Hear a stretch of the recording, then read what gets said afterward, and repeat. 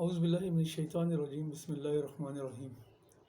आज के इस लेक्चर में हम इंग्लिश ग्रामर का एक इंतहाई इम्पोर्टेंट कॉन्सेप्ट जो है वो डिस्कस करेंगे। और मतलब वो एक ऐसा कॉन्सेप्ट है जो कि आपके ग्रामर के अंदर, आपके स्कूल लेवल्स और कॉलेज लेवल के अंदर एमसीक्यूज़ के अंदर उसका बहुत ज़्यादा जो है वो सवाल पूछा जाता है। और वो है जेरेंड, राइट। जेरेंड क्या चीज़ होती है? पहले देखें, जेरेंड को समझने से पहले आप ये देख लें कि व्हाट इज़ अ नाउन, कि नाउन क्या चीज़ होती है, ठीक है। कि नाउन नाउन एक ऐसा लफ्ज़ होता है जो कि नेमिंग वर्ड होता है, जिसको हम सेंटेंस के अंदर एज अ सब्जेक्ट भी यूज़ कर सकते हैं और एज एन ऑब्जेक्ट भी यूज़ कर सकते हैं।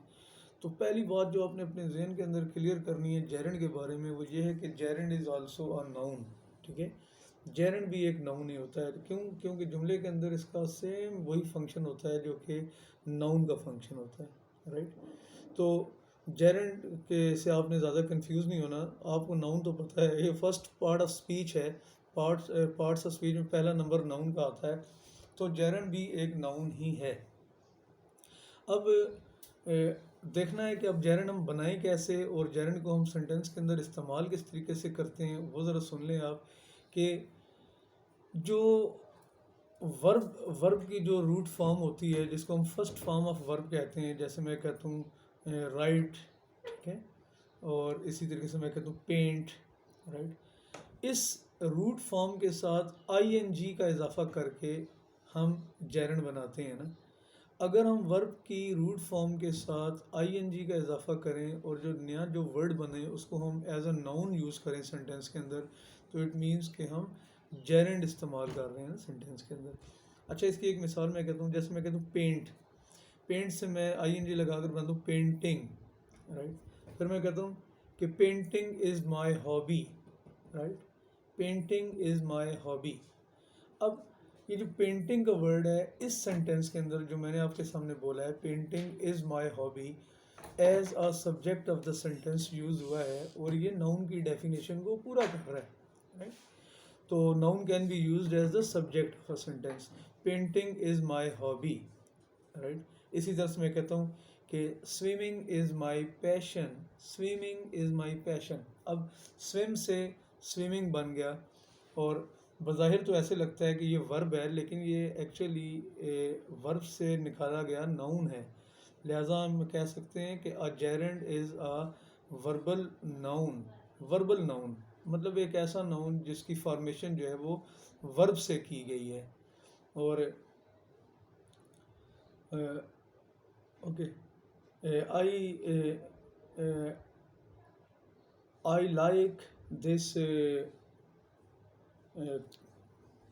Painting, I like this painting. अब देखिए, मैंने पेंटिंग को मैं कहाँ पर ले गया हूँ, ऑब्जेक्ट की जगह पर ले गया हूँ। तो इसका मतलब ये हुआ कि एक जेरेंड को हम एक ऑब्जेक्ट के तौर पर भी यूज़ कर सकते हैं, just like as a noun which can be used as the subject of the sentence और the object of the sentence. तो ये चीज़ होती है जेरेंड। तो लेकिन देखें, जेरेंड के साथ अभी जो कंफ्यूजिंग जो फॉर्म्स आ जाती हैं वो आगे चल के अभी हम पढ़ेंगे। लेकिन ये कि मैं हल्का सा आपको बता दूं कि जेरेंड को हम इसकी इसी तरह की दूसरी फॉर्म से किस तरीके से हम जो है वो डिस्टिंग्विश कर सकते हैं। इसकी एक और जो मिलती जुलती फॉर्म होती है उसको कहते हैं पार्टिसिपल। पार्टिसिपल, ठीक है। तो पार्टिसिपल क्या होता है? पार्टिसिपल जो होता है वो भी आईएनजी फॉर्म ऑफ वर्ब ही होती है, लेकिन वो इस्तेमाल किया जाता है एज एन एडजेक्टिव, राइट। जैसे मैं कहता हूँ बार्किंग डॉग्स सेल्डम बाइट। ये एक बहुत मशहूर प्रोवर्ब है कि बार्किंग डॉग्स सेल्डम बाइट। अब अक्सर जब स्टूडेंट से पूछा जाता है, बार्किंग को अंडरलाइन किया जाता है और पूछा जाता है कि बताएं बार्किंग यहाँ पर क्या है, तो वो इसको जेरेंड लिख देते हैं। No, this is not gerund. देखें, जेरेंड होता है नाउन, लेकिन यहाँ पर बार्किंग जो है वो डॉग्स के साथ इस्तेमाल हुआ है। आपको पता है कि डॉग्स जो है वो ऑलरेडी एक नाउन है, ठीक है। तो नाउन के साथ जो वर्ड्स यूज़ होते हैं जो उनको डिस्क्राइब करते हैं, वो नाउन की कैटेगरी में नहीं बल्कि एडजेक्टिव की कैटेगरी में आते हैं, राइट। तो यहाँ पर भी हमने आईएनजी फॉर्म ऑफ वर्ब ही यूज़ की है, लेकिन हमने उसको यूज़ किया है as an adjective. Barking dogs seldom bite. अब बार्किंग जो है ये डॉग्स को डिस्क्राइब कर रहा है, तो ये एडजेक्टिव है। तो अगर वर्ब की आईएनजी वाली फॉर्म एडजेक्टिव के तौर पर यूज़ की जाए तो वो पार्टिसिपल कहलाती है, वो जेरेंड नहीं होती ना। तो this is the main difference between gerund and adjective, कि gerund is a verbal noun while participle is a verbal adjective. तो इन दोनों में फ़र्क आपको बहुत ज़्यादा क्लियर रखना है, और इनका इस्तेमाल अगर आपको समझ आ जाता है तो आपको इंग्लिश ग्रामर का एक बहुत बड़ा कंसेप्ट जो है वो आपके सामने क्लियर हो जाएगा कि what is the difference between a gerund and a participle. Gerund is a verbal noun and it can be found by adding ing with the root form of the verb with the first form of the verb. On the other hand, participle is an adjective. It can also be found by adding ing with the first form of the verb. But it always takes a noun, ये अपने साथ एक noun को इस्तेमाल करता है। It always describes a noun. तो लिहाजा फिर ये जो आईएनजी की ये फॉर्म जो होती है इसको हम क्या कह देते हैं, पार्टिसिपल कह देते हैं। तो इसी तरीके से मैं कहता हूँ कि से स्विमिंग पूल। अब देखें ये पूल जो है ये एक नाउन है, और स्विम से स्विमिंग बना, आईएनजी वाली फॉर्म बन गई।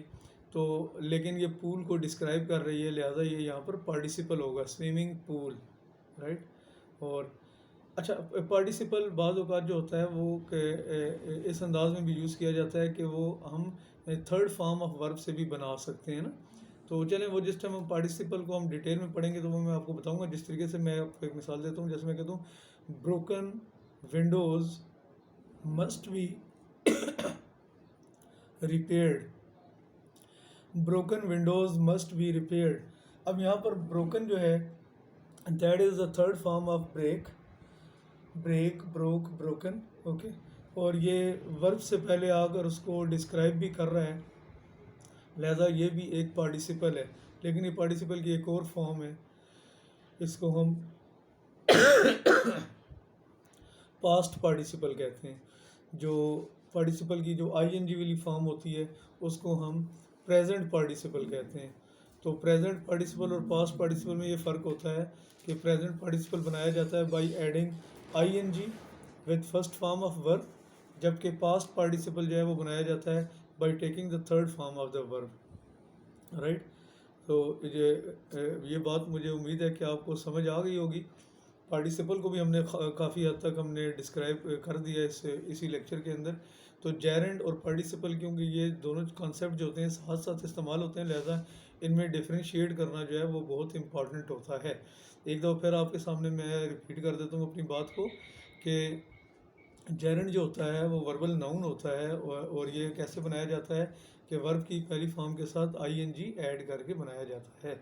जबकि पार्टिसिपल जो होता है ये वर्बल एडजेक्टिव होता है, और ये भी कैसे बनाया जाता है, वर्ब की पहली फॉर्म के साथ आईएनजी ऐड करके बनाया जाता है। इसके जबकि पार्टिसिपल की आईएनजी वाली फॉर्म के अलावा भी फॉर्म होती है, वो भी मैंने अभी आपको बताई, वो हम डिटेल के साथ नेक्स्ट लेक्चर में इंशाल्लाह डिस्कस करेंगे।